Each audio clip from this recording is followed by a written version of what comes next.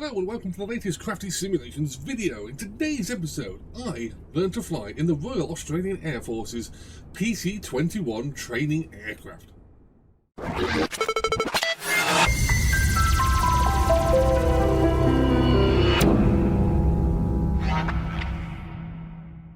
So welcome back to the channel and welcome back to a rather strange episode, because normally I don't cover military aircraft. I keep saying this and then I go cover military aircraft. It's very weird.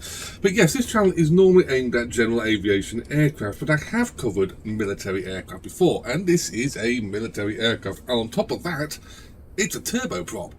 So this is really one of the first, because I don't believe I've covered too many turboprops, whether general aviation or military. So here we are in the Iris Simulations PC21. Now, Iris Simulations have been around for a good few years. I can remember flying Iris Simulations aircraft back in FS 2004, FS9 that would be, which would be the, if I remember correctly, the MiG-29, I do believe, was one of the first aircraft I actually purchased for my flight simulator at the time. Now, Iris Simulations went on to create some pretty darn good aircraft, especially aircraft in my chosen field of aviation and simulation. I can remember the Iris Sim Vulcan. That's right, they actually did create a Vulcan B Mark II for FSX, if I remember correctly as well. And that was a really, really good aircraft once it had been tweaked and config file was changed and all that sort of stuff. But that was back in the past. Now, Iris Sims have been creating aircraft in FS 2020 and 2024. And one of them was featured before in his channel, which was, weirdly, a basic training aircraft or elementary training aircraft for the Royal Air Force here in England, and that is the Tutor, if I remember correctly, Tutor T1. Well, this is the Royal Australian Air Force's military training aircraft. This is more like an advanced training aircraft. It's supposed to bring together the roles of multiple training aircraft and allow future pilots to very easily and quickly move on to more advanced aircraft in the Royal Australian Air Force's fleet of aircraft, including the F/A-18 Super Hornet and the F-35 Joint Strike Fighter. So this is a very much different aircraft to the Tutor. This is definitely not even for the novice pilot. This is not the first aircraft he'll get to, but this is very much a multi-role advanced training aircraft. Now, it does feature in the Royal Australian Air Force's roulettes, I believe they're called, display team, which is something that a lot of countries are starting to do, where they have a demonstration team, like the Royal Air Force have the Red Arrows, the French Air Force have the Patrouilles Françaises, I think I pronounced them correctly, the Italians have the Trackir. A lot of display teams, a lot of countries I should say, feature a display team will actually feature it around a turboprop, because a turboprop gives them certain advances over a jet aircraft, namely cost. It is costing a lot less per flight hour to run a turboprop than it does a jet aircraft. And that's why you see a lot of air forces feature turboprop training aircraft. Even the Royal Air Force do have, in the very early stages, a turboprop for training their pilots, which would be the Prefect, I do remember correctly. So yes, it's not unheard of for an Air Force to feature a turboprop. Now anyway, that's the real world. Let's go on to the flight simulation version. So Iris Sim created this, the PC21. It has been updated just recently, and this is the top range version, or latest version I should say. And I'd say Iris don't really feature too much on the old flight simulator circuit. They do create some very good aircraft. This would be their flagship model, I would say now, and it is a stonking beauty, even though, like I say, turboprops don't really feature that much on our channel, and military aircraft don't feature that much on our channel, but this I'm going to make an exception for, because it is a beauty of an aircraft. Even in this military grey finish, it looks absolutely stunning. Great reflections. I mean, this is what we're used to nowadays here on the channel. This is what we're used to in flight simulation. Back in the days of FSX, you had good-looking aircraft, but then you had some aircraft that weren't really that good, and they were payware ones as well. This one is a beauty no matter what, and we are just used to this. I mean, we've got some good rivets. I don't know if they're actually... Yeah, they're not exactly physically rivets on the flight simulation. They are actually just pasted onto the tail, but they do look believable. So we end up with a very realistic looking military training aircraft. Great looking shadows, great looking lines. Do love the shark's mouth repaints. We do get quite a few repaints here from Iris Simulations. We do have all of the roulettes. Every single numbered aircraft is featured, plus current training aircraft for the Royal Australian Air Force. We also do feature this aircraft in repaints from different countries that are flying the PC21. In fact, the PC21 is a bit of a success when it comes to joining military air forces. So it is just a stonking beauty. Whichever way you look at it, it is just absolutely beautiful. I mean, it is a boring colour to look at, don't get me wrong, grey.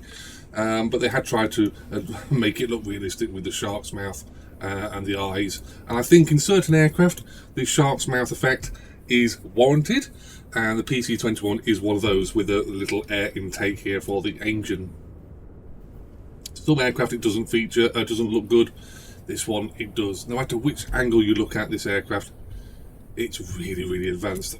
Obviously, the flight crew sitting in the conventional position for a military aircraft. A lot of training aircraft back in the 70s and 80s would feature side-by-side seating position. And this was done to allow the training instructor a very easy look at what the trainee pilot was doing, and what buttons they were pressing, and what levers they were pulling, because he was literally sat to the left or right of the instructor.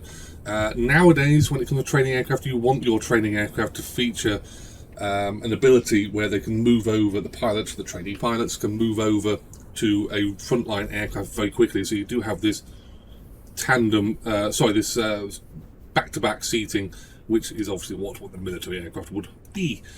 So let's move on to the interior of the PC21. So at the moment we are all dead and cold and dark and all the rest of it, but it is a very, very good aircraft. I will say there is one negative, I would say, but I won't go on to that just in a minute. I'll just let you have a look around. I won't class the mirrors as negatives, even though they are not a proper reflection. Obviously, there are some aircraft that do feature mirrors, like military aircraft do, and they do a better job of reflections. Iris didn't put too much effort into the reflections here for the mirrors, but again, I'm not really going to negative that too much, because you know it does take weirdly a lot of processing power for these mirrors to actually reflect what is actually behind us, because effectively they're another screen. So I'm quite happy with them being the way they are. But we do have the future of aviation in military terms, with the fact we have a multi-screen setup. Obviously the FA-18 Super Hornet and the F-35 will feature multi-screen technology, so why not the training aircraft? They're exactly the same. We do have a head-up display, again leading us to think this is a military aircraft. Obviously wouldn't feature that in the civilian world too much. And we do have a sea of black, I think is the technical terminology for this aircraft. But it is not built for comfort, it is built for training purposes. So again, Iris have done a very, very good job. I would, if I'm going to pick apart anything in this aircraft, I would actually say this. Now, don't get me wrong. Okay, don't get me wrong. I know what this is for. This will be for breaking the canopy in the instance of an ejection. Basically, these are charged, I do believe, explosives, and they will bust the canopy in such a way that the pilot can get out. I do believe, or that or their heating elements, I'm not 100% sure. They're one of the two, but they look a little bit like they're not realistic. It's very weird. When you've got the canopy shut, this looks all realistic. Yeah, that's obviously realistic. That's all realistic. We've got the markings all over it. But this doesn't... It just looks different. That's all I'm going to say. It just looks different. It just looks like there's a lesser effort made in this than it is with the rest of the aircraft. So anyway, that's the only negative I could really put on the Iris Sim PC21. So where are we? Well, today, being a military aircraft, we are back at my home military airbase, the Royal Air Force Waddington here in Lincolnshire, an airbase even, where the PC21 probably has flown in an airshow environment, but not, I don't believe the Royal Australian Air Force have visited, certainly not recently, with the PC21. I know other countries fly the PC21 because it is quite a successful aircraft, developed by Pilatus, I do believe. So yeah, other countries have been here with this aircraft, so I thought this would be the perfect place for this aircraft to fly from. So what we're going to do is a little flight, and we're going to fly from here, RAF Waddington, and we're going to do a simulated, not attack, but we are going to fly over RAF Coningsby, which is not too far away. It's also in Lincolnshire, somewhere over in that direction. And then we're going to head back here to RAF Waddington, and we will be landing back on the main runway. So join me for you in the next few seconds, for me in the next few minutes, while I get set up for the startup process of the RAAF PC21. So welcome back to the cockpit, and welcome to the startup of the PC21, if I can remember how to do this. Now, I will be utilising some of the auto start functions and the presets for the aircraft, because, to be perfectly honest, I've flown this aircraft once, and it still is a bit baffling to me in certain ways, but we shall try and muddle our way through the startup and the flight. So anyway, let's turn on the bits we do need. Let's have the battery on. Right, that's not annoying. So we do have immediately a state saving on the screen, not state saving, but we have some certain things we can do. So we can connect the GPU, which if we look outside, we now have an Iris Simulations GPU unit. So chocks fitted, remove. Let's put them on auto. As soon as we release the brakes, they will release anyway. Covers and flags are set to auto. Same thing. Stores are set to UWT, ESG, clean, UWT. Is that? Let's just have a look at that a minute. Let's have a look. Does that change anything? Yes, we do get some extra fuel tanks. The fuel tanks? I have no idea what they are, if I'm perfectly honest. I mean, they're fuel tanks on the inboard pylons. I have no idea what that is on the outboard. But we shall have the UWT, which means we just have normal tanks. Right, so I have no idea. Config, visor, FSX. We do have a different HUD for this aircraft, so we will have a Microsoft Flight Sim. Now this I do love. Okay, so this is the left MFD. Central MFD, right MFD. Very simple. We can configure the left MFD for what it's going to show. So at the moment it is showing, or will show, it's turned on, the aircraft is started, the PC21's systems page, or anything related to the PC21. We can make it show a GTN 750. This I like so very much. Breaks realism because the aircraft doesn't have a GTN 750 that I know of. But now we can have one, and I'd like a GTN 750, so that will do. Thank you very much. Barometric units, maybe an inch millibar, I think will do nicely. Thank you very much. That's right. So we have in the red, we have, which is correct, the engine is turned off, and the amber with the anti-skid canopy open and step. I do believe, which obviously will be the step outside the aircraft. Nothing to worry about there. So we'll do that one. Team. Different options, multiplayer mode, photo shoot, I have no idea. I've heard about it, not heard of it. And these are the lovely things that I will probably be using to get this thing started if I don't get things right. Because I am an idiot. So yes, anyway, let's get this thing started. So we have main battery on, generators can now come on. Nav lights are on, recognition lights are on. Yeah, anticols and red anticols on. Let's move down. What do we got down here? Communications, ECS. I think it's set pretty much as is. That's one of those doohickeys that Boeing and Airbus have for planning routes that confuses the whole heck out of me. Which doesn't take much. Right, so fuel pumps are set to auto. External fuel pumps are set to auto. Or external tanks, I should say, are set to auto, which is fine. Anti-skid is set to on. That's your flat position, idle and landing, or sorry, takeoff and landing. Throttle is in the closed position. Oxygen system can come on. Mixture is set to auto.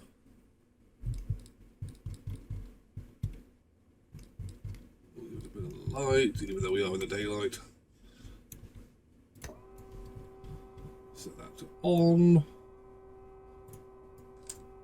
Ignition to on.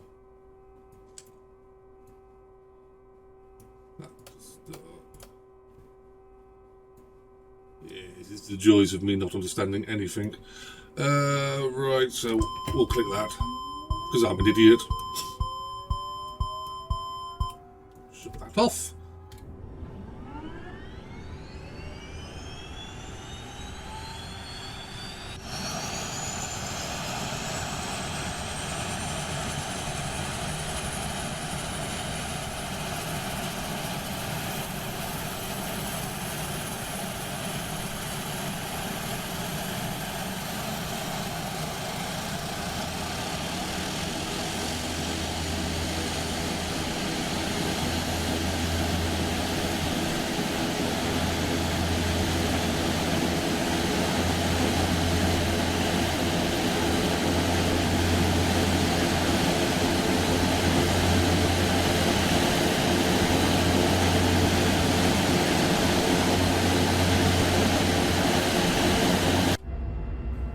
Great sounds on the old turboprop there.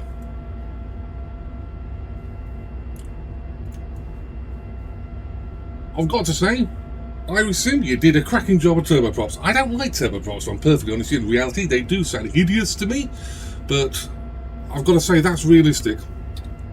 So anyway, we have now got a started aircraft due to the fact of using the auto start. Not cheating at all. So have that. Ground crew, GPU are removed. Everything else is correct. Set back to systems.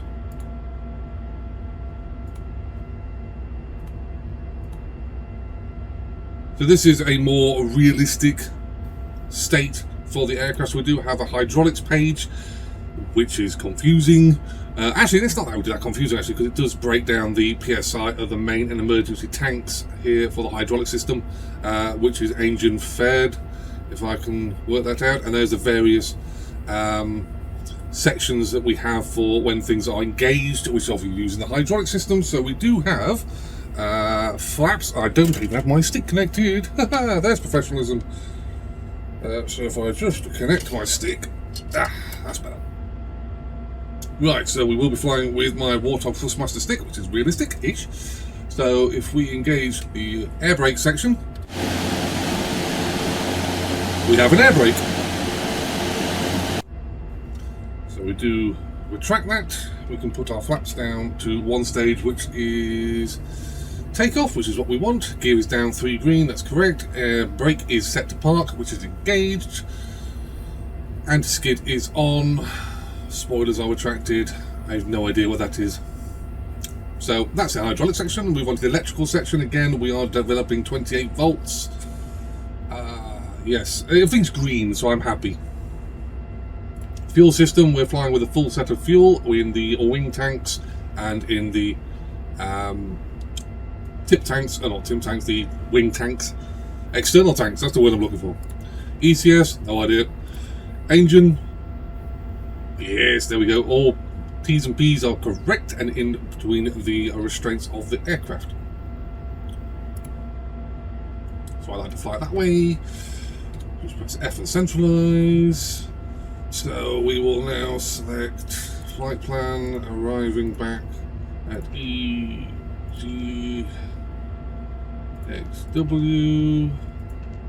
Add a waypoint, EGXC. Done. That will now put our route in. That's our route. That's at Coningsby. We'll be flying out.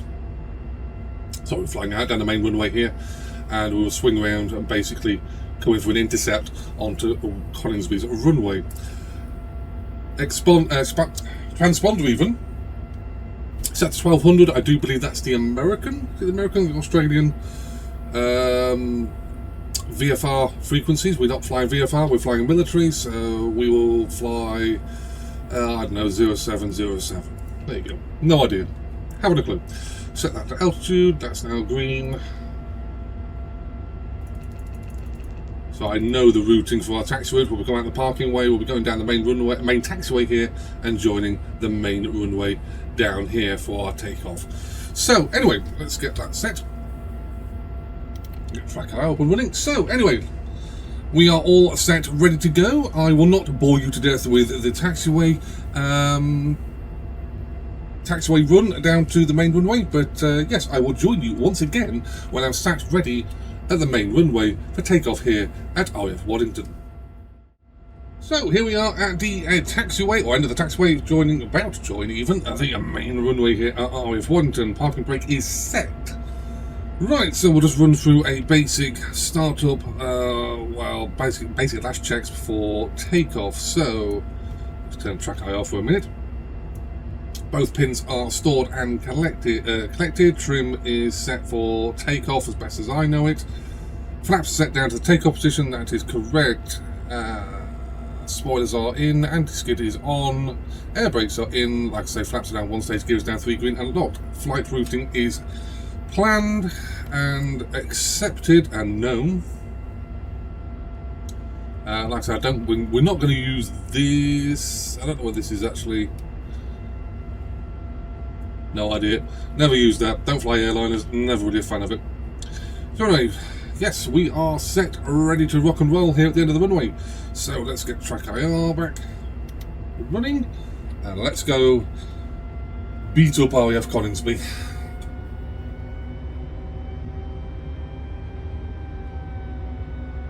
And if you are wondering, the Royal Air Force do also have a advanced training aircraft in the turboprop form. Like I said, we do have the Prefect, although I do believe that takes sort of a basic role, flying alongside the tutor in the training of our pilots. We also do have a few aircraft that are, what are they?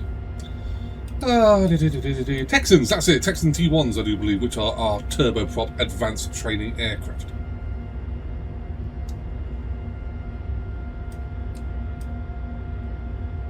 And the runway 20, parking brake is set.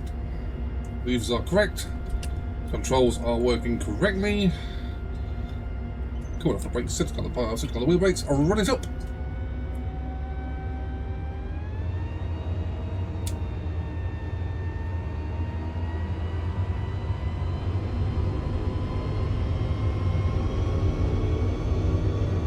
Takeoff power selected. There's 50 knots.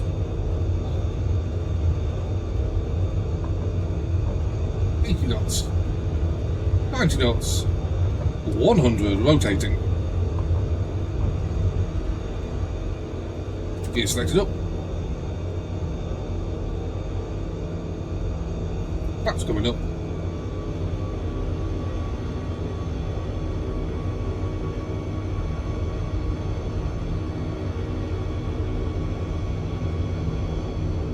And gear is up, flaps is up. Gentle rotate.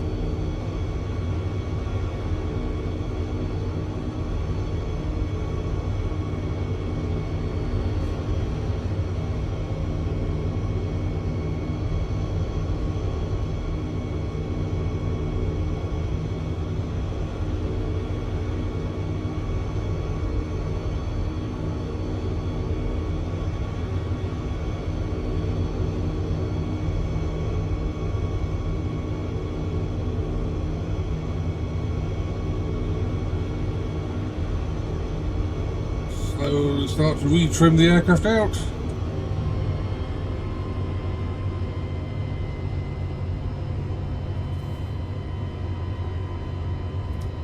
And landing lights are off. 240 knots. 2,000 feet, 2,100 feet even. I find this aircraft to be a very twitchy aircraft, although this could be my control settings. There seems to be a lot of twitchiness that could be ironed out. I suppose if I keep this aircraft in my sim for a long time, I would be able to trim this all out.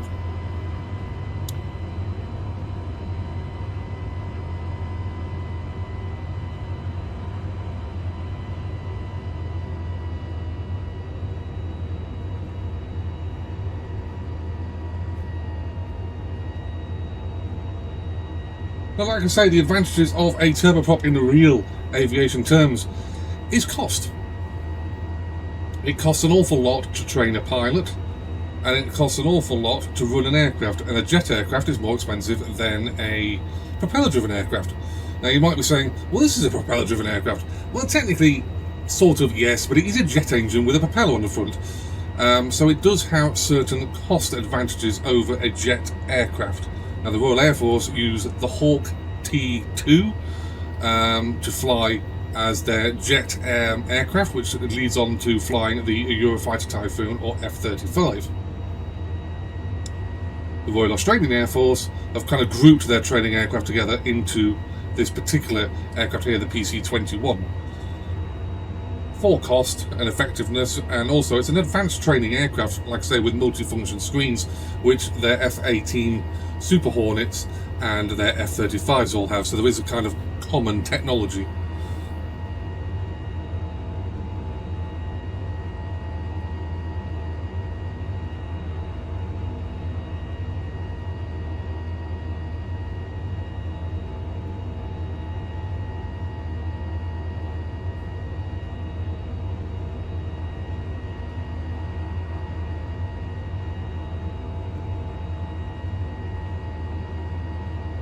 We do have RAAF Coningsby off the nose. We are going to loop round and descend for a run in down the main runway here at RAAF Coningsby.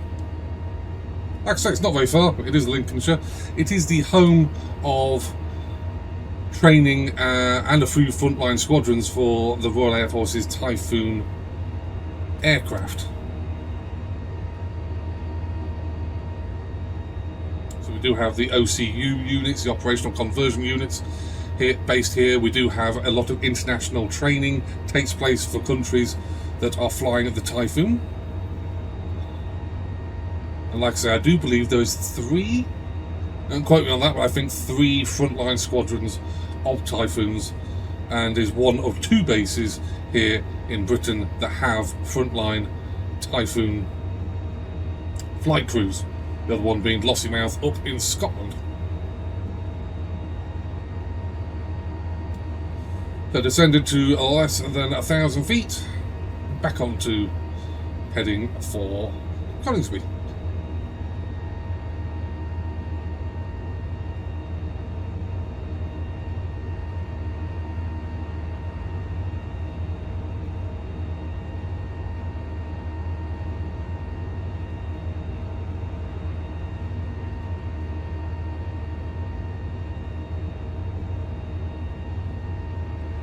.270 knots. RAAF Coningsby.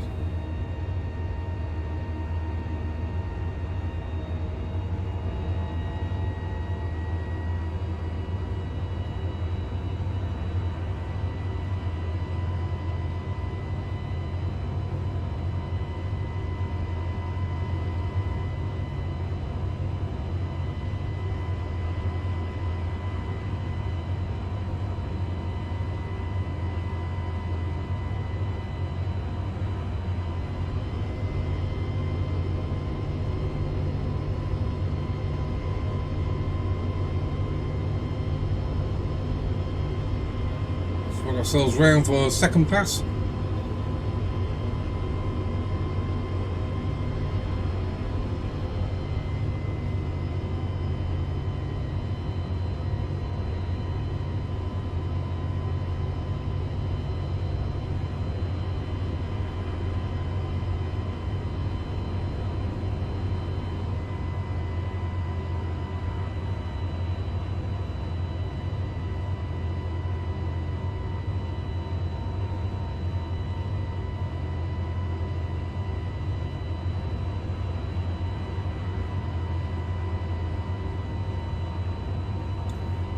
Pulling it up and going out over the lakes.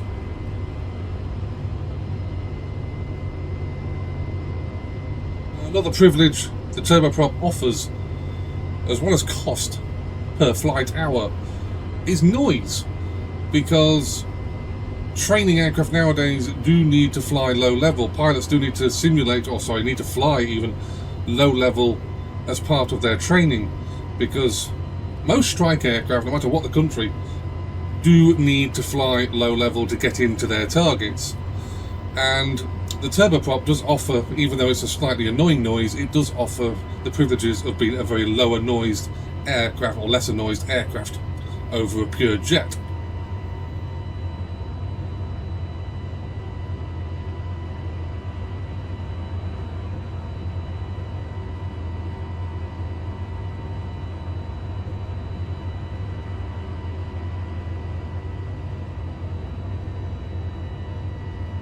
So here in England, the Royal Air Force do, well, there's very restricted areas to fly low level.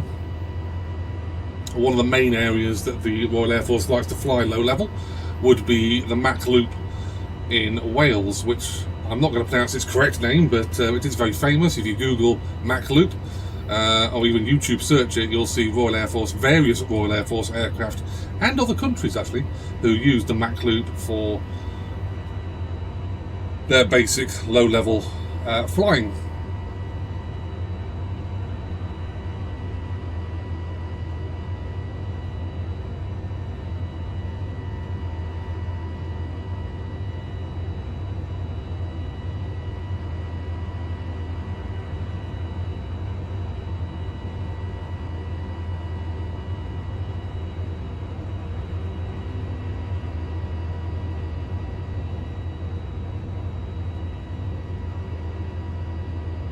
Also, the PC21 can be armed. It is an advanced training aircraft and also an armed aircraft. I do believe rocket pods, machine gun pods can be added to the wings. They're not very long wings, but they are capable of carrying external ordnance. I don't know whether that's carried in the, or used as part of the training. Might be. But like I say, the PC21 is one of the more newer aircraft here in the military. And it is a very successful aircraft. Most Pilatus aircraft are quite successful, and the PC21 is definitely successful in the military world, no matter what country it flies for.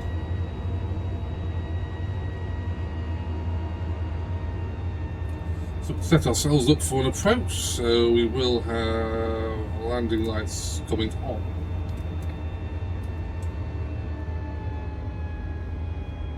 So we're going to make a break over RAAF Waddington. Just coming into the 11 o'clock position now.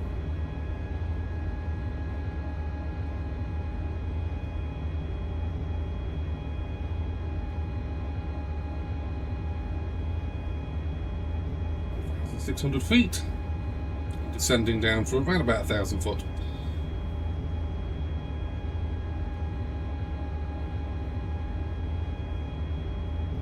One, and there's about 1,000.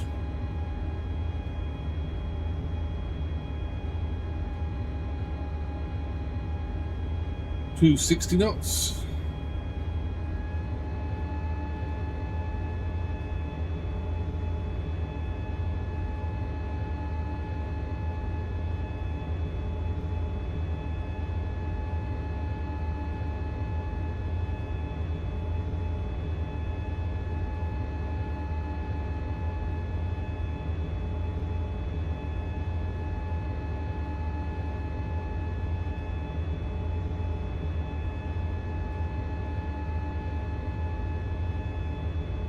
Powering up, nose up, 15 degrees, give or take, left.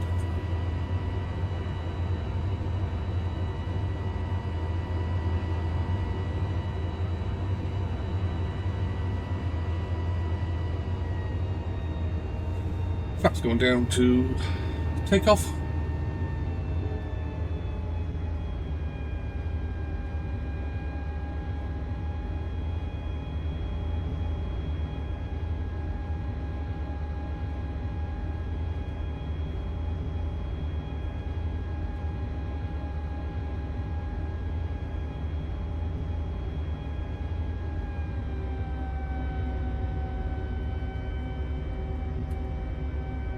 Spotter is deployed, so we'll get ourselves down to about 170 knots.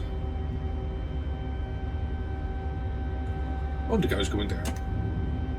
3 red, that's gear is travelling. 3 green.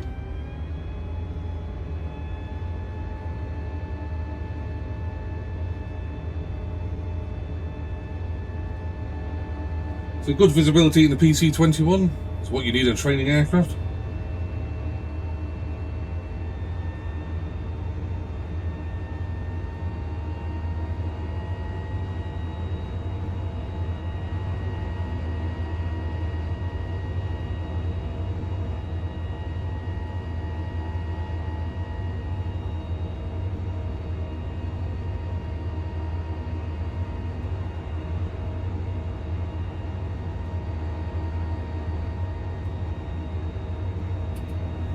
Going down to landing position.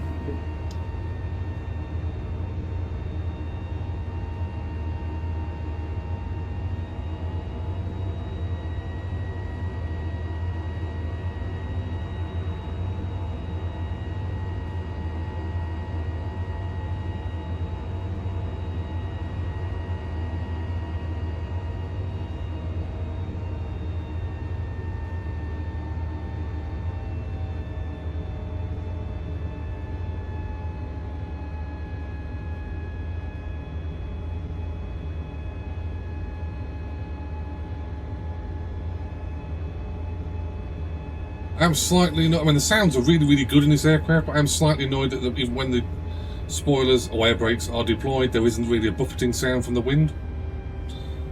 500. Thank you, which is what they would get. We don't have that here in this aircraft. Over to the right-hand side. We've got a nice long runway here at Waddington, I should say.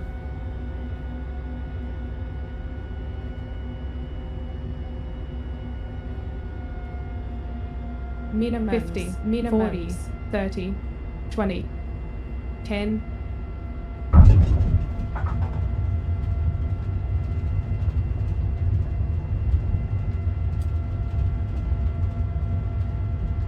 And on the brakes.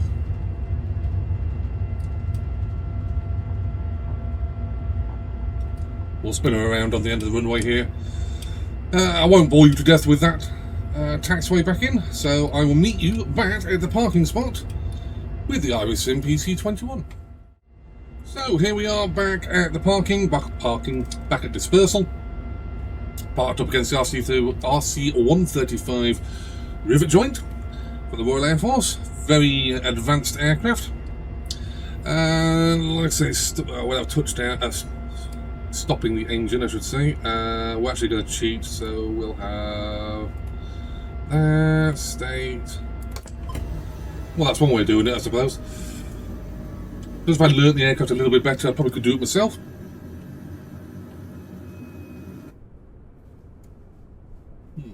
No shutdown sounds when you go outside. Weird. That's something Flight Simulator does every now and again. If you swap the views, you do get that ability to, for some reason, lose the sounds.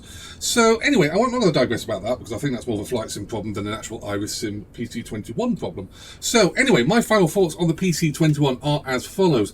A very, very good aircraft, very good looking aircraft. Little tweaky on the handling system. I think it does require a custom profile to be set with your controls. I'm using the Warthog Thrustmaster stick and the Honeycomb Bravo throttle system set up. That's got a multi-engine setup. I think I'm running obviously the single engine profile because it's a single engine aircraft, but yeah, that works just fine.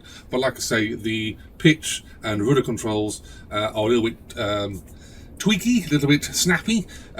So yeah, I would probably say if you do have this aircraft, I would probably be setting up a specific profile for this aircraft would be beneficial.